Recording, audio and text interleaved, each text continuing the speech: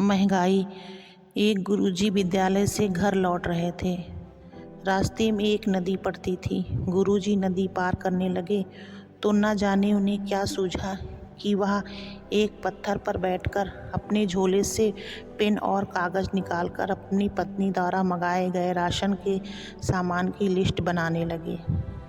अचानक उनके हाथ से पेन फिसलकर नदी में जा गिरा।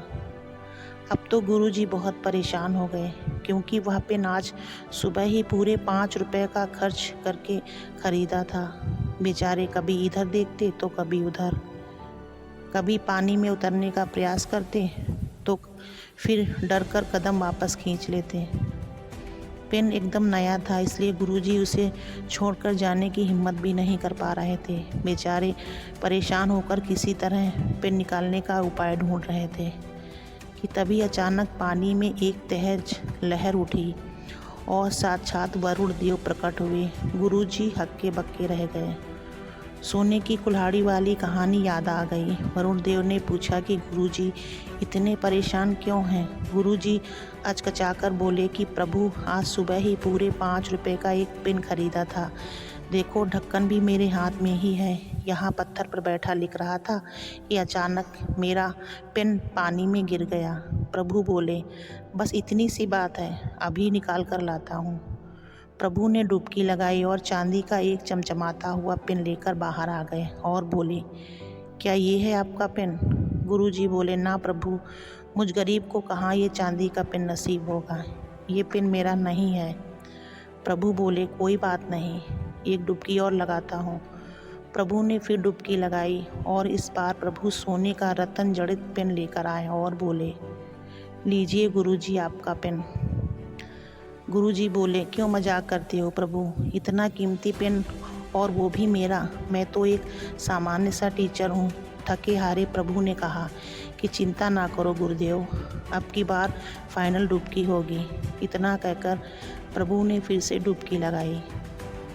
बड़ी देर बाद प्रभु अपने हाथ में गुरुजी का पेन लेकर वापस ऊपर आए और बोले, क्या ये है आपका पेन? गुरुजी खुशी से चिल्लाए, हाँ हाँ, यही है मेरा पेन। प्रभु ने कहा, आपकी ईमानदारी ने मेरा दिल जीत लिया गुरुजी। आप सच्चे गुरु हैं, इसलिए ये तीनों पेन आप ही ले लो। गुरुजी खुशी खुशी तीनों पेन लेकर घर को चले। लेकिन असली खेल तो अब शुरू होने वाला था। गुरुजी ने घर आते ही सारी कहानी अपनी पत्नी जी को सुनाई और चमचमाते हुए कीमती पेन भी दिखाए। पत्नी जी को विश्वास ना हुआ। बोली, पक्का तुम किसी का चुरा कर लाए हो। बहुत समझाने पर भी जब पत्नी जी नहीं मानी तो गुरुजी उन्हें घटनास्थल की ओर लिवा ले गए। दोनों उस पत्थर पर बैठ गए। गुरुजी ने बताना शुरू किया, किसी शातिर पुलिसिए की तरह जोड़ रही थी कि तभी अचानक पत्नी का पैर फिसला और वो नदी में गहरे पानी में समा गई। गुरुजी की आंखों के आगे तारे नाचने लगे। अरे क्या हो गया, और ज़ोर ज़ोर से रोने लगे। तभी अचानक पानी में ऊंची ऊंची लहरें उठने लगीं। नदी का सीना चीरकर वरुण देव पुनः प्रकट हुए और बोले, क्या हुआ गुरुजी, अब क्यों रो रहे हो? गुरुजी ने रोते हुए पत्नी के नदी में गिरने की पूरी कहानी प्रभु को सुनाई। प्रभु बोले, रो मत गुरुजी, धीरज रखो, मैं अभी आपकी पत्नी को निकाल कर लाता हूँ।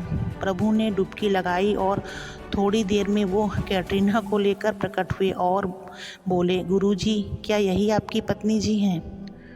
गुरुजी ने एक क्षण सोचा और चिल्लाए, हाँ हाँ, यही है। अब चिल्लाने की बारी प्रभु की थी। प्रभु बोले, दुष्ट मास्टर, ठहर, तुझे अभी श्राप दे देता हूँ। गुरुजी बोले, माफ़ करें प्रभु, इसमें मेरी कोई गलती नहीं है। अगर मैं इसे मना करता तो आप अगली डुबकी में दूसरी हीरोइन को ले आते।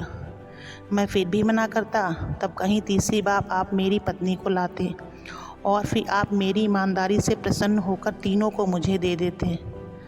अब आप ही बताओ भगवान, इस महंगाई में के ज़माने में मैं 3 पत्नियां कैसे पालता? इन 3 गृहलक्ष्मियों का बोझ प्रभु मुझसे नहीं उठेगा। मुझे क्षमा करें प्रभु, इसलिए मैंने सोचा कैटरीना से ही काम चला लूँगा। गुरुजी की बात सुनकर प्रभु बेहोश होकर पानी में गिर गए।